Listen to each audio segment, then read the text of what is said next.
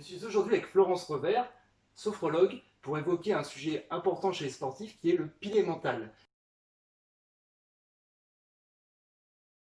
Florence, est-ce que tu pourrais commencer justement par te présenter un petit peu? Oui, bah écoute, bonjour Thibaut, bonjour à tous. Et donc je me présente, je suis sophrologue depuis quelques années maintenant. Je suis installée à Chalon depuis 2014. Après une carrière dans le milieu militaire de presque plus de 30 ans, où j'ai travaillé dans différents domaines, d'abord technique, et puis dans les 10 dernières années au niveau de la gestion de personnel, de la formation, du recrutement, de la reconversion. J'ai moi-même pratiqué des techniques tout au long de ma carrière de relaxation, de yoga qui me paraissaient intéressantes pour mieux vivre son quotidien au niveau du travail, la gestion de la famille, de tout ce qui peut stresser au quotidien.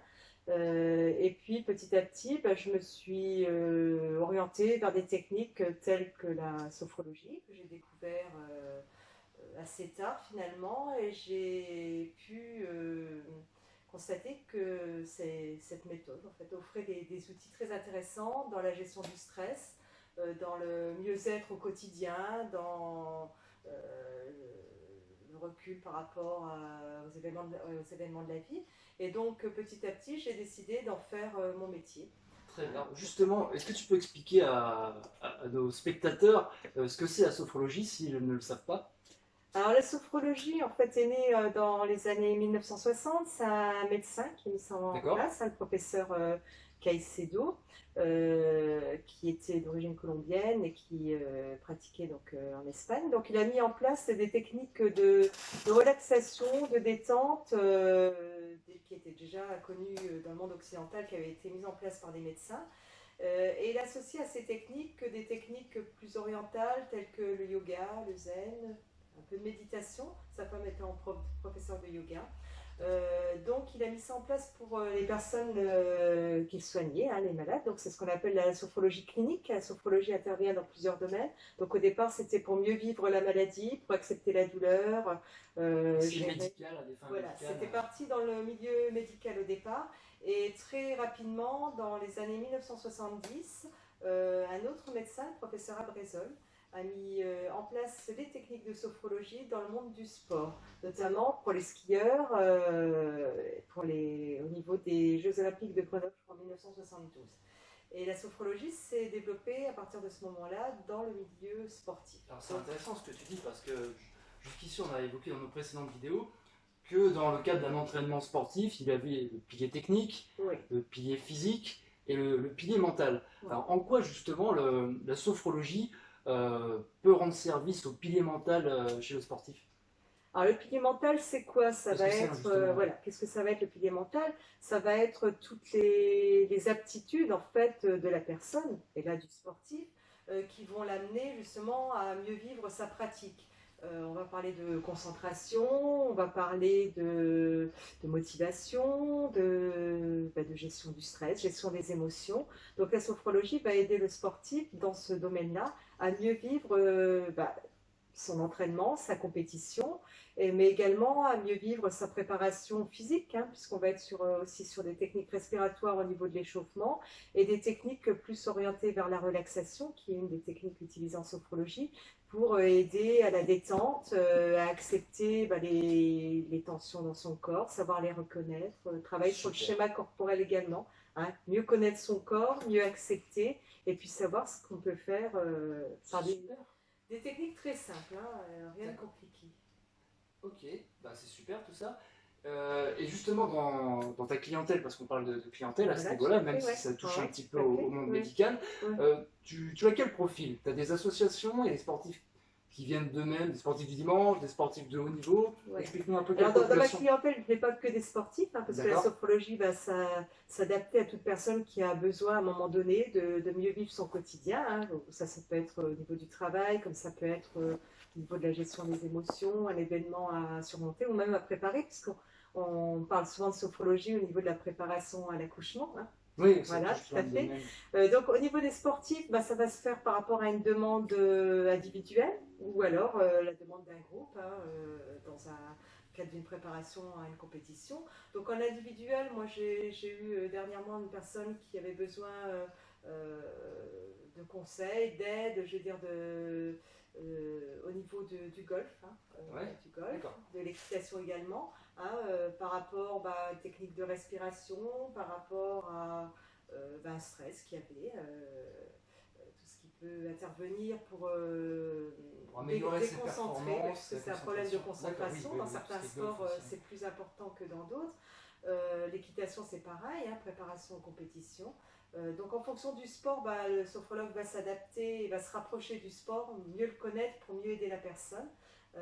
Et puis ça peut être aussi des demandes plus collectives. Sur le terrain. Voilà, sur le terrain. Ça peut être aussi par rapport à la cohésion d'un groupe, par rapport au rapport entre une équipe.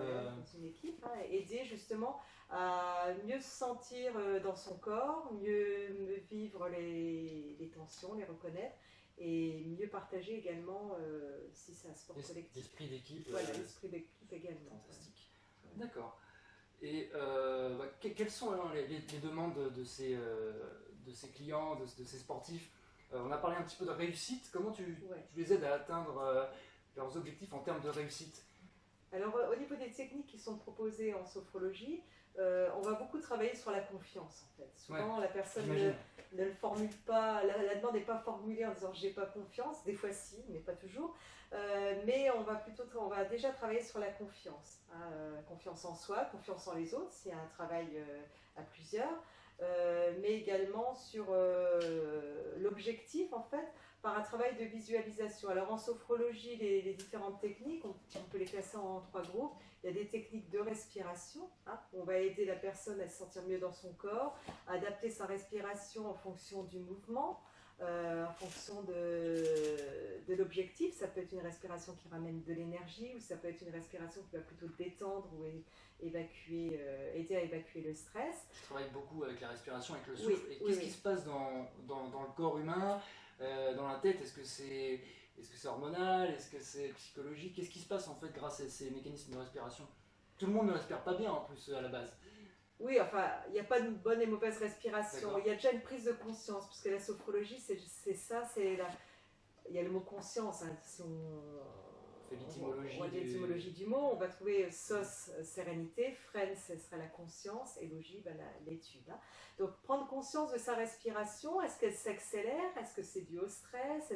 Qu'est-ce que je peux faire moi, en fait, prise de conscience. Et après, qu'est-ce que je peux faire moi pour la ramener à une certaine harmonie, ramener de la détente dans mon corps.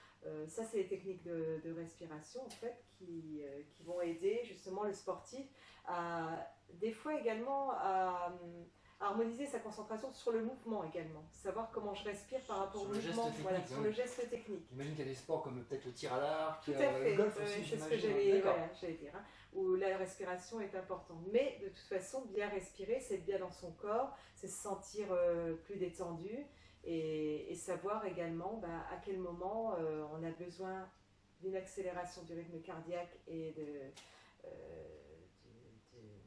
rythme respiratoire. Voilà. C'est ça qui est très fort, pardon je te coupe, mais justement tu vas harmoniser les tensions qui sont peut-être psychologiques mais aussi physiques, voilà. Tout ça, et ça on va aider la personne justement à mettre en place des outils, et c'est le but c'est de rendre autonome la personne de façon à savoir, là mon cœur s'accélère, le rythme cardiaque s'accélère, là ma respiration s'accélère, je me sens en hyperventilation, etc. Qu'est-ce que je peux faire moi? Qu'est-ce que j'ai appris comme technique?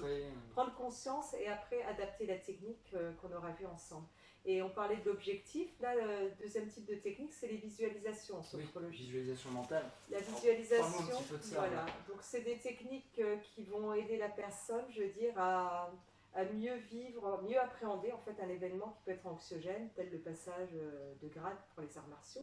Donne-nous un exemple, comment ça se passe, voilà. On va visualiser, alors on va aider la personne à arriver à un niveau, ce qu'on appelle sophroliminal, donc c'est un niveau de conscience qui est modifié. On n'est pas endormi, on n'est pas dans un niveau de vigilance, on va dire. C'est pas de l'hypnose. On n'est pas loin de l'hypnose dans certaines techniques, mais on n'y est pas. La personne est toujours consciente, ce qui lui permet d'arrêter la technique ou de réagir par rapport à une remontée émotionnelle s'il y a besoin. La personne va être dans un niveau de conscience modifié, c'est-à-dire qu'elle va être à la limite un petit peu comme si elle allait s'endormir, mais elle ne s'endort pas réellement. Et on va l'aider à visualiser des images qu'on aura mis en place ensemble par rapport à l'événement qui doit être vécu, hein, la compétition par exemple, différentes images où elle va visualiser positivement en fait, c'est-à-dire que tout va bien se passer. On est dans les conditions optimales et le cerveau va intégrer en fait ces images-là, hein, de façon à ce que ça s'intègre dans le subconscient de la personne. Hein. La visualisation, c'est ça, je veux dire, amener des images positives pour vivre positivement l'événement qui est appréhendé, qui est vécu, qui amène du stress. Voilà. Donc la personne va être dans cet état de demi-sommeil, on va dire, pendant quelques minutes. Les techniques ne sont pas très longues, hein, ça peut aller jusqu'à 20 minutes. Et on va l'accompagner pour revenir, retrouver un niveau de vigilance normal, ressortir de cette technique avec une expérience qu'elle aura vécue positivement. Ce qui va la remettre en confiance, les images vont être intégrées au niveau de son subconscient, et donc elle va repartir positivement, sachant que ça va bien se passer. Donc en amont justement de cette compétition, de ce passage de grade si on est dans les arts martiaux par exemple, donc tu peux proposer ce type de travail, mais sur le moment, est-ce que ces techniques peuvent aider? Est-ce que ça peut servir de rétro-contrôle pour corriger un peu le tir, hein? Alors c'est des techniques qui vont être proposées avant, hein, quelques semaines avant justement, pour toujours rester dans le positif, hein, amener la conscience. Il y a d'autres techniques qui vont être plus appropriées à mettre en place au moment. Alors avant, pendant et puis après pour la récupération. Est-ce que les techniques de sophrologie permettent justement une meilleure récupération, une détente un petit peu psychologique? On va toujours en sophrologie favoriser le positif. Qu'est-ce que j'ai réussi à faire? Qu'est-ce qui s'est bien passé? Le négatif, on ne va pas le laisser de côté, mais on va réétudier un petit peu le pourquoi, justement. Est-ce que c'est mon pilier mental qui n'était pas suffisamment fort? Est-ce que c'est le physique qui a péché? La technique, ça sera vu avec le coach, parce que le sophrologue n'est pas un coach, hein, il est là pour aider justement et renforcer les capacités, aider la personne à prendre conscience des capacités au niveau du mental comme au niveau du physique, à réactiver. On l'aidera aussi par des techniques de respiration haute à aller chercher les capacités dont il a besoin. Donc au moment de la récupération, ça va être une détente physique, mais aussi un petit retour sur qu'est-ce qui s'est bien passé, qu'est-ce que j'ai réussi, pour toujours renforcer la confiance. Hein. Au niveau physique, souvent ça va se faire là, de façon allongée, détendue, hein, puisque les techniques de sophrologie peuvent se pratiquer debout, assise ou allongée. Et là, on sera plus dans une technique de relaxation. Reprise de contact du schéma corporel, hein, qu'est-ce qui est tendu, qu'est-ce qui me fait mal, quel est le segment corporel peut-être qui m'a causé problème pendant l'échauffement ou pendant la compétition, pendant l'entraînement. Et là, on prend conscience justement, là peut-être faut que je fasse attention, j'ai une douleur au bras, etc. Donc on va revisiter son schéma corporel et essayer de détendre au maximum. Voilà. En parlant de récupération, je crois savoir que la sophrologie est aussi utile pour le sommeil. Oui, bien sûr, oui, il y a beaucoup de techniques en fait, il y a beaucoup de demandes pour le sommeil. Pas que pour les sportifs, mais d'une façon générale, le sommeil c'est une vaste demande et il y a beaucoup de causes en fait par rapport à des problèmes de sommeil. Et il y a également des problèmes d'endormissement, des problèmes de réveil nocturne, aussi des soucis de je me réveille le matin, j'ai l'impression de ne pas avoir dormi. Donc autour de sommeil, il y a plein de... C'est un problème important ça chez le sportif, la récupération et le sommeil, on n'en parle pas assez. D'accord. L'hygiène de vie de façon générale, en sophrologie, par rapport au complément de formation que j'ai effectué, j'ai fait une formation de sophrologie générale et après je me suis orientée effectivement vers les sportifs, mais également vers tout ce qui est hygiène de vie. L'alimentation et les émotions, hein, voilà. Ça aussi, donc il y a toute aussi une hygiène de vie à rappeler des fois aux sportifs, hein, de façon à ce qu'ils vivent mieux son entraînement, au niveau du sommeil, au niveau de l'alimentation, au niveau de la gestion de ses émotions, justement. Très bien. Alors moi, j'aimerais terminer par une dernière petite question, c'est la question de l'ostéopathe. Comment tu peux aider, grâce à la sophrologie, à toutes les techniques que tu viens d'évoquer avec nous, un patient sportif, à récupérer d'une blessure? Alors, dans les techniques de visualisation, hein, j'ai fait aussi un un complément de formation sur l'anatomie et la physiologie, hein, ce qui me permet de mieux connaître le corps humain et ce qui s'y passe en fait. Et donc avec la personne qui vient me voir, on va visiter justement son corps en visualisation, la technique que j'expliquais tout à l'heure, c'est un niveau sophroliminal.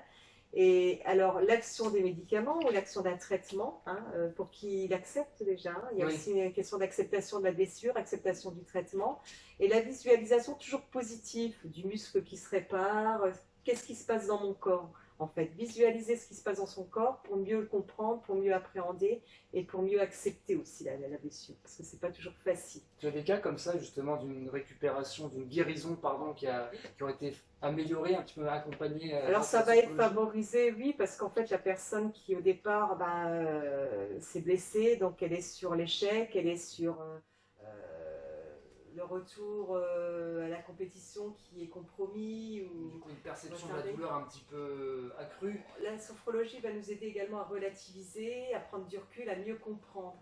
Et de cette façon-là, on va se profiler vers une récupération mieux acceptée et plus rapide. En fait. Et par des visualisations, qu'est-ce qui se passe dans mon corps. Très bien.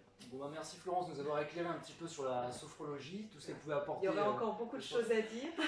Malheureusement, chaque chose a d'autres choses ont une fin. Voilà. On complémentera grâce aux questions que vous pourrez nous envoyer. Vous pouvez nous envoyer des questions, on y répondra avec Florence aussi bien que nous pourrons.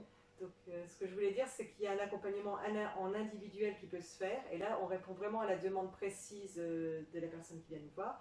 Et il peut y avoir un accompagnement sur une équipe qui va se faire plus globalement avec des thématiques qui vont être demandées par le coach, par l'équipe qui encadre. Hein, voilà. Donc on peut faire beaucoup de choses. Je veux dire, après, il faut aussi travailler. Hein, c'est un petit travail. C'est-à-dire que les techniques qui vont être proposées, il faudra les refaire plusieurs fois pour mieux les intégrer, pour mieux comprendre, pour mieux les vivre. Et en général, ça se passe très bien. Toujours des retours très positifs. C'est vrai. Merci à toutes et à tous de nous avoir regardés. À la prochaine pour une nouvelle vidéo. Merci à tous. Au revoir. Au revoir.